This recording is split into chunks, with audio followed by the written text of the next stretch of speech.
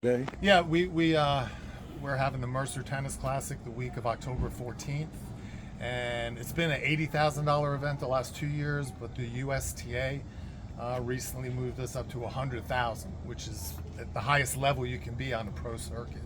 And we'll join cities like Miami, Detroit, and Dallas in hosting one of these events. So it's going to bring in a great field of players, championship tennis, and we cannot wait to get it going. Okay, and why do you think Macon was chosen as this big opportunity? The way we run the tournament, the players are really taken care of. A lot of the players, even if they lose first round early in the tournament, spend the whole week here practicing and hanging out. We just take care of the players, and that's very important. What does this mean for Macon and the sport of tennis to have, it grow so fast here over the years and to be at this point now?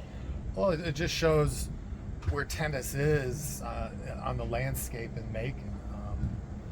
A lot of cities are decreasing the money right now and losing tournaments, and we just keep building and going up. We have a very strong community tennis association, MATA, and we get a lot of volunteers from there and people that just go out of their way to make these players, coaches. I mean, these players travel with coaches, trainers, nutritionists. They have teams, and we take care of every one of them. We feed them meals, we transport them from the hotel to the courts, just like a Grand Slam would. All I hear about is pickleball now. Do you think tennis and pickleball are staying is pickleball getting bigger or tennis staying the same? Pickleball's hot right now, and I love pickleball. Yeah. You better love pickleball the way that they're playing it. I got a former players making $300,000 playing pickleball. So we better embrace it, or we won't be hitting that tennis ball out there. But there's room for everyone. I think there's a certain athlete that plays pickleball, and I think there's a certain athlete that plays competitive tennis. So I'm all for it. Okay, that was just kind of for me. When did you get the word that they were up in the purse? About 2 weeks ago. We just wanted to make sure we can handle it and raise the money, and we will be able to. Some sponsors came up and upped their amount of money, and we're good to go. How long have you been foreseeing that happening? I've been asking them for 2 years, begging. This didn't really come out publicly, but we were the first tennis tournament in the world to come back after COVID. We didn't miss a beat. All the other tournaments took that year off. We had unbelievable guidance here through doctors and things like that. And we ran the Mercer Tennis Classic through COVID. And that was brought up, us doing that, as one of the reasons why they moved us up. And I should have mentioned that earlier. Anything else you want to add?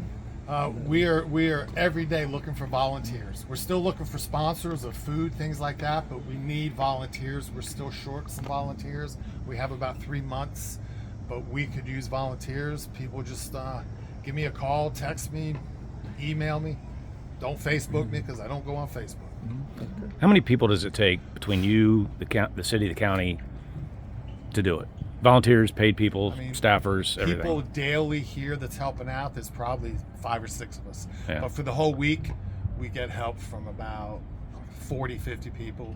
People that drive the players from the courts to the hotel, things like that. About 50 people. So if you got 60, you'd be really happy. Oh, yeah.